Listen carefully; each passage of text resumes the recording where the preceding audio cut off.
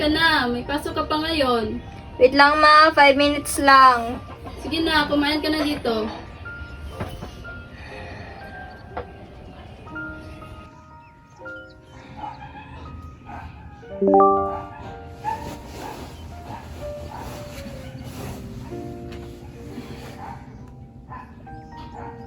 Ganda-ganda, ha? Di naman maganda. Fishy girl. Pilit mo yan, te. Nakakasira ka ng araw. Gosh, parang basura. Sarap mo naman. Sarap mo sa bunutan. Ampun. Kala mo naman, sinong maganda? Okay lang yan. Basta wag kang magpapa-apekto sa kanila.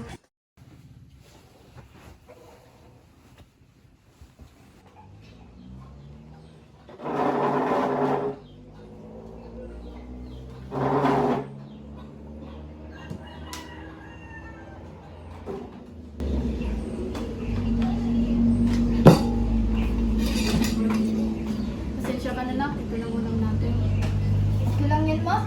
Asan ko ba si Papa? Ayun, naglalasing na naman. May tanong lang sana ako.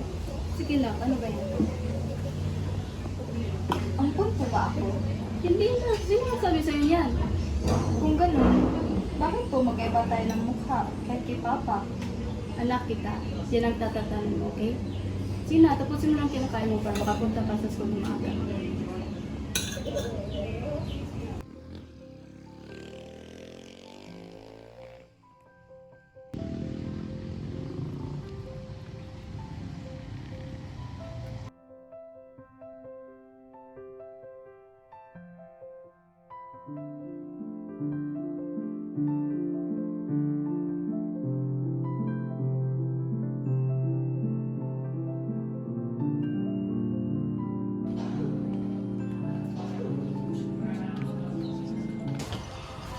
Sino yung nasa post ko dito? Oo, ngayon. Tingnan mo maganda. Ang kapal ang mukha mo sa ambon na yun. Our topic for today is about solving logarithmic equation and inequality. Our first problem is logarithm x plus 4 to the base of 3 equals 6. So we have x plus 4 equals 3. Hoy, bakit ngayon ka lang? Asa na yung assignment mo? Bilisan mo, dali. Malilintikan ka sa akin.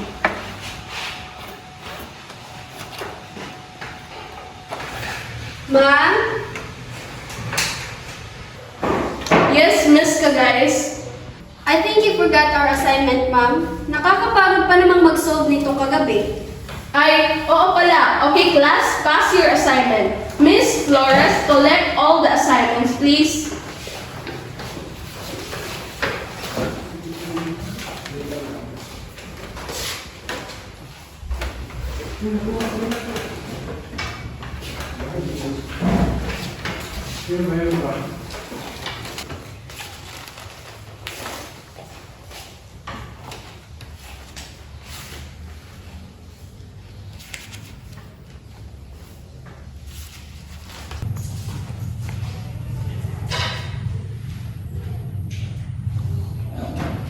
I see your assignment earlier at parehong-pareho kayo ng sagot.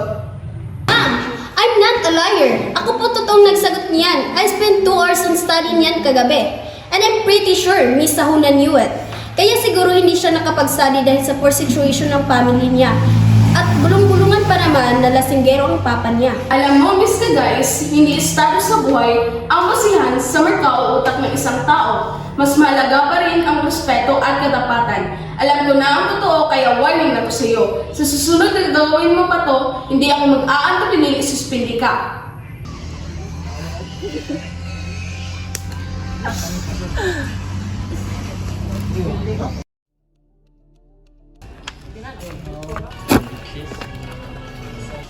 Hey girl, what happened? You look so... Can you please just shut up? I'm not in the mood. Huwag mong sabihin na talo ka ng cheap na babaeng yon. No, I won't accept defeat from people who deserve it. In fact, dapat maghanda na siya dahil hindi pa ako tapos sa kanya. Oh, ganyan dapat, Dash. Hindi ka dapat nagpapatalo sa kanya. Yeah, I won't. Let's go, girls.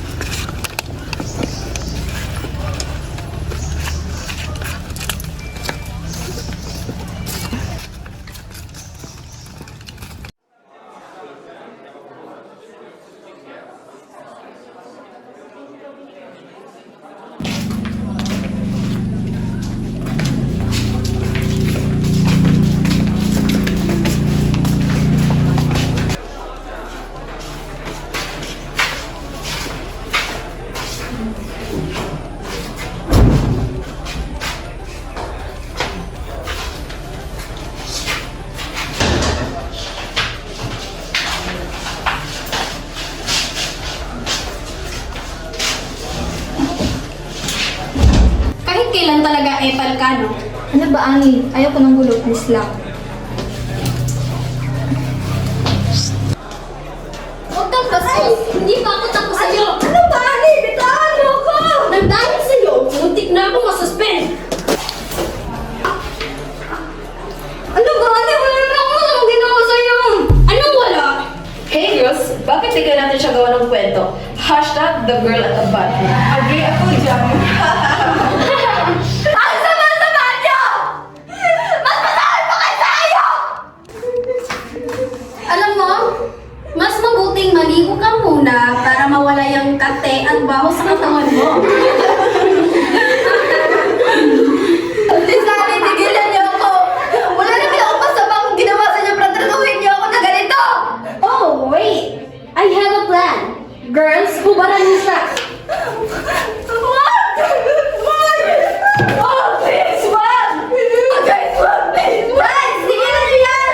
Huwag mo akong sabihin kakampihan mo tong hampas lupang to. Kaya, tulungan mo na lang din kami. Guys, wait! Go Cyril! Go Cyril!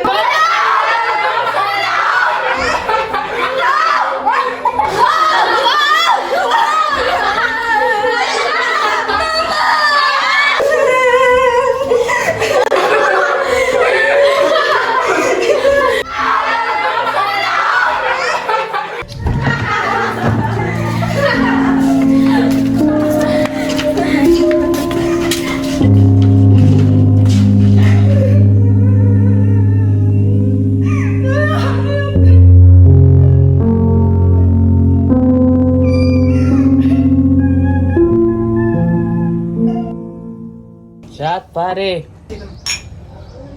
Parang may problema ah. Napapadalas na pag-iinom natin. Kailan ba ako nawalan ng problema? Simula nung pagdating ng ampon na anak ni Andrea, nakalitsi-litsin na ang buhay namin mag-asawa. Mukhang mabait naman ang punyo ah. Mabait? Bakit ang gilas lang naman yun sa bahay? Parang ako na ang ginagawang kontrabida sa pamilya namin. Hirap talaga buhay mag-asawa na. Kasalanan to ni Andrea eh. Kundi lang siguro si Rari yung matris niya, edi sana masaya ako ngayon. O siya, tama na yan. Inom na lang tayo. Cheers. Cheers.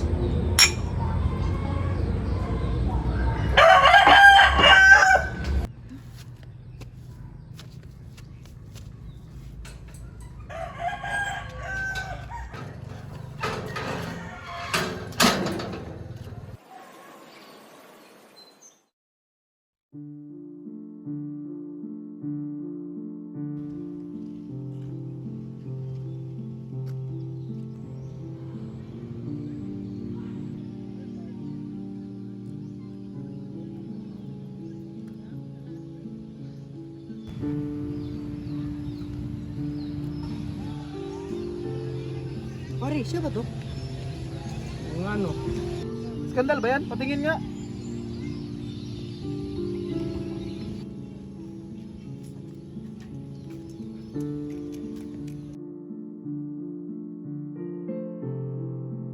Di ko na alam sa'yo, Andrea. Bakit tinturing mong anak ang babaeng yon? Anak natin siya, Adrian! Alam mong kahit kailan, di ka mabubuntis dahil sira ang matris mo! Ito ba ang dahilan kung ba't ka nagkakaganyan? Alam naman mo pala eh. Kaya huwag ka mag-utos sa akin na tanggapin si Cyril dahil kahit kailan, wala akong anak na pangit dahil ampon lang siya.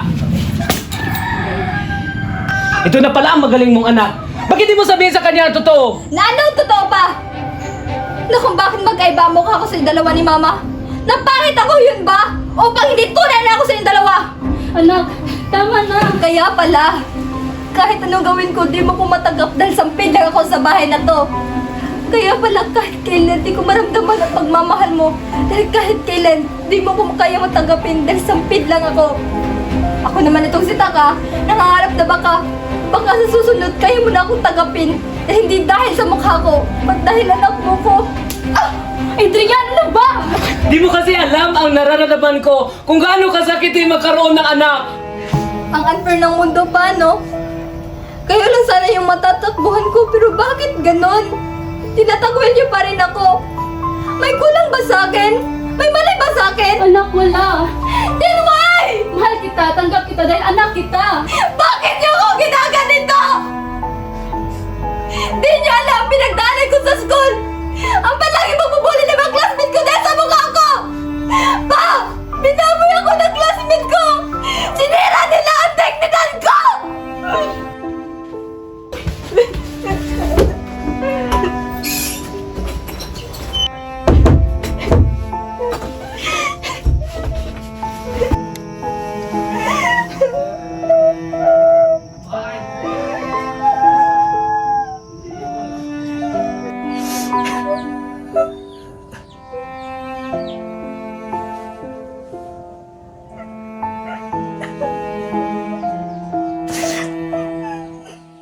Hindi ko na kaya.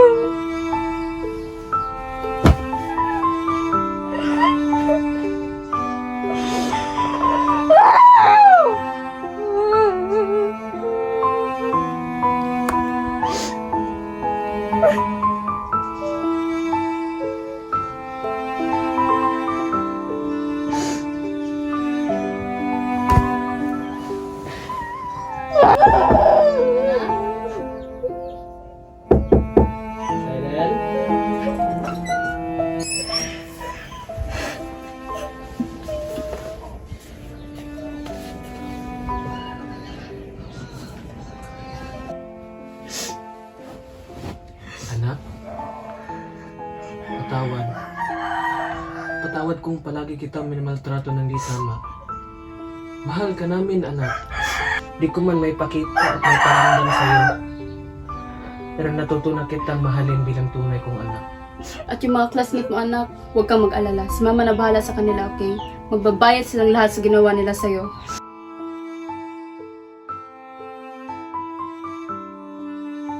Maraming salamat sa lahat.